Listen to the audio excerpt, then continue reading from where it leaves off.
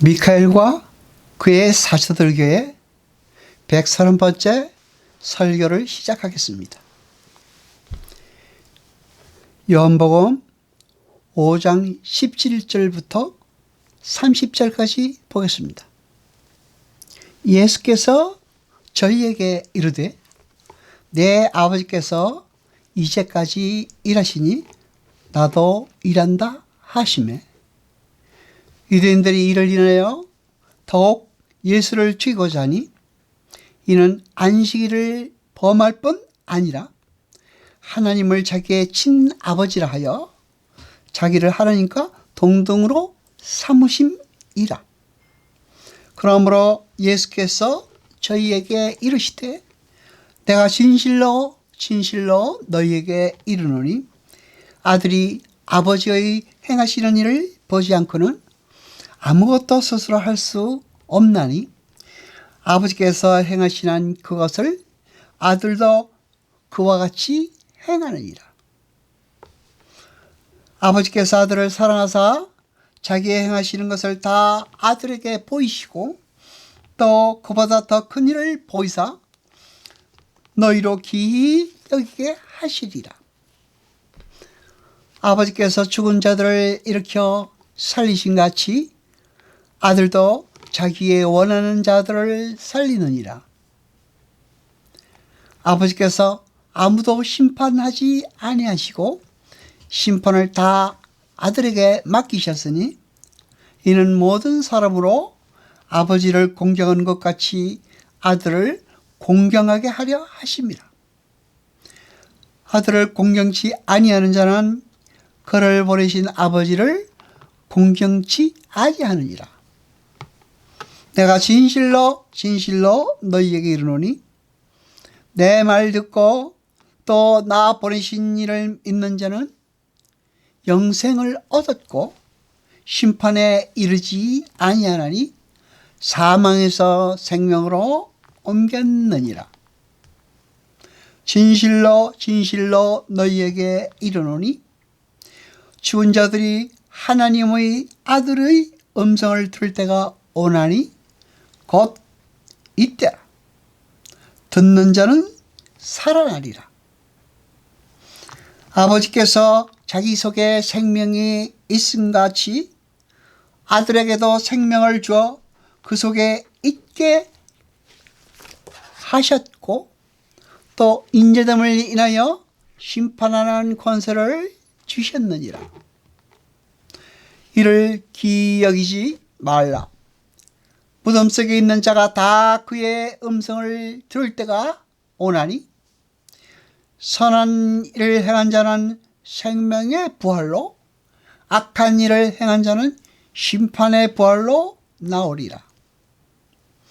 내가 아무것도 스스로 할 수 없노라. 듣는 대로 심판하노니 나는 나의 원대로 하려 하지 않고 나를 버리신 이의 원대로 하려는 거로 내 심판은 의로우니라. 아멘. 여러분, 아담 이후에 모든 죄인들은 하나님의 은혜를 잊고 살아갑니다.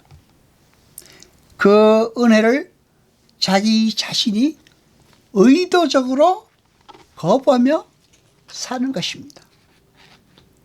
그것이 선악과를 따먹고 하나님 자리를 빼앗은 인간의 오만함입니다.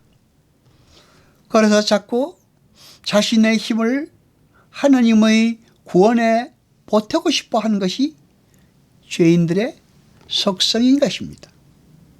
자신의 노력으로 무엇인가를 해서 하나님으로부터 칭찬을 받고 싶어 합니다. 그러나 여러분, 그것이 바로 죄입니다. 구원은 오직 하나님의 은혜로만 주어집니다. 인간의 힘으로 지은 성벽의 마지막 문이 한빛 관문입니다. 그것이 어떤 문입니까? 그것은 심판의 문입니다. 심판의 문으로 끝나는 우리 인간의 이 일은 하나님의 구원의 사역에 아무것도 보탤 수 없는 것입니다. 예수님은 자신이 하나님이 하시는 일을 보지 않고는 아무것도 스스로 하실 수 없다고 말씀하십니다. 예수님은 하나님께서 행하고 계신 일을 자기도 행하고 있는 것이라고 말씀하십니다.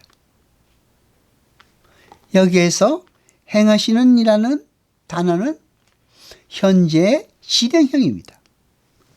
그러니까 하나님께서 지금 어떤 일을 행하고 계신데 자신도 바로 그 아버지가 하고 계신 그 일을 하고 있다는 말씀인 것입니다.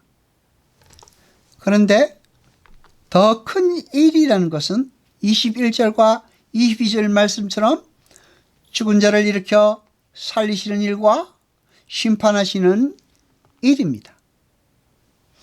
구원과 심판입니다. 그러니까 이 베데스다 연못가에서 38년 된 병자를 고치신 이 일은 하나님의 구원과 심판을 상징하고 있다는 말입니다. 우리 성도들은 이렇게 우리의 삶을 통해서 세상에 구원과 심판을 전하는 자로 살게 됩니다. 그런데 그 더 큰 일이라는 것은 주님께서 더 큰 일을 하실 때에 하나님께서 주님 속에서 하나님의 일을 하신 것처럼 우리 속에서도 성령 하나님께서 그 일을 필연적으로 만들어내시는 것입니다. 그러니까 성경이 일관성 있게 기술하고 있는 것은 구원은 성화나 영화나 모두 다 은혜로만 이루어진다는 사실입니다. 진실로는 아멘, 아멘을 번역한 것인데 헬러 아멘, 아멘은 히브리어의 아멘, 아멘이라는 단어를 그냥 발음대로 적은 것입니다. 그리고 그 뜻은 확고한, 굳건한, 확실히 그렇습니다. 그렇게 되소서라는 뜻입니다. 주님께서 아멘 하신 하나님의 일은 반드시 우리의 삶에서도 하나님의 지도하에 완성될 것이라는 의미가 진실로라는 단어에 담겨 있는 것입니다. 하나님께서 우리에게 구원을 은혜로 선물로 거저 주셨다고 성경에 기록되어 있습니다. 여러분, 구원이라는 것 자체가 자신을 자랑하는 자들에서 하나님을 잘하는 자로의 회개입니다.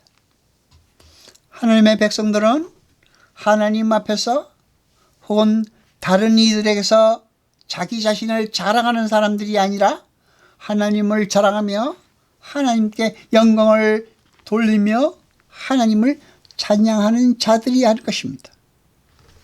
그리고 그것이 창조의 목적이 아닙니까?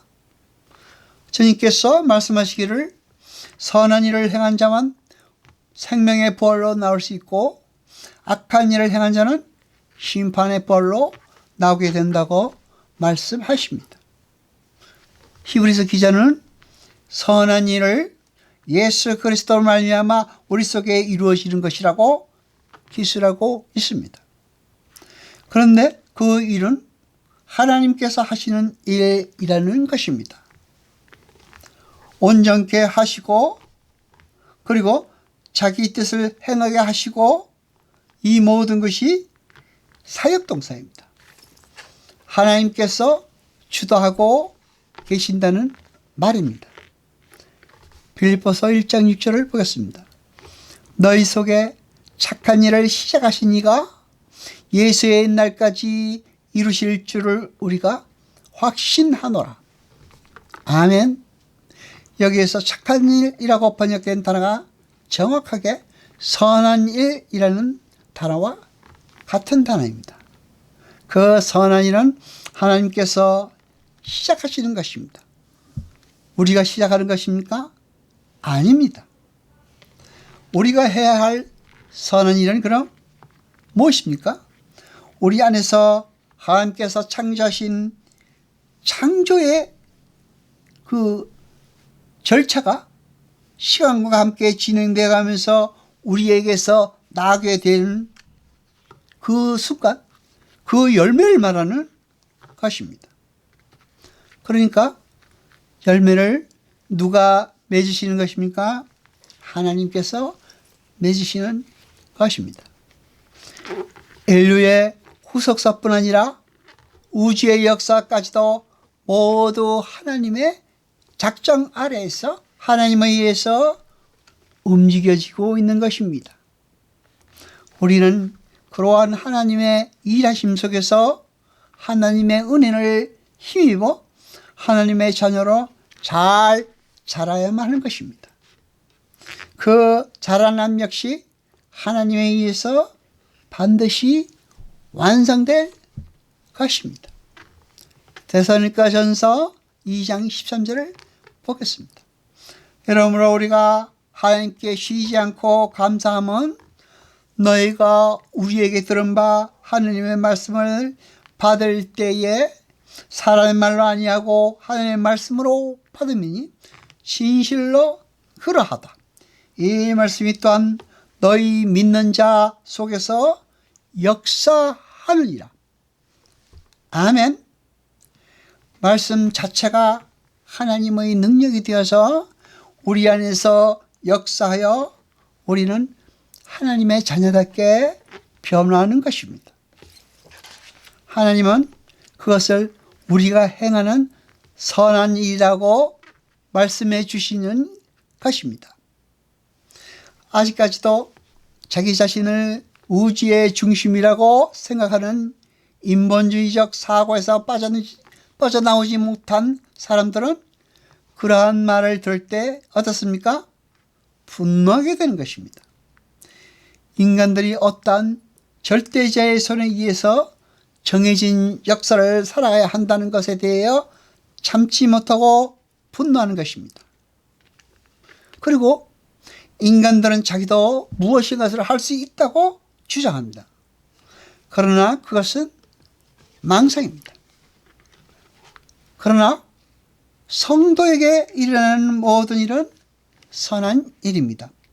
하늘에 소망을 둔 성도들에게 일어나는 모든 일은 선한 일인 것입니다. 모든 사건들은 우리의 거룩을 위하여 합력하여 완성되어 나갈 것이기 때문입니다.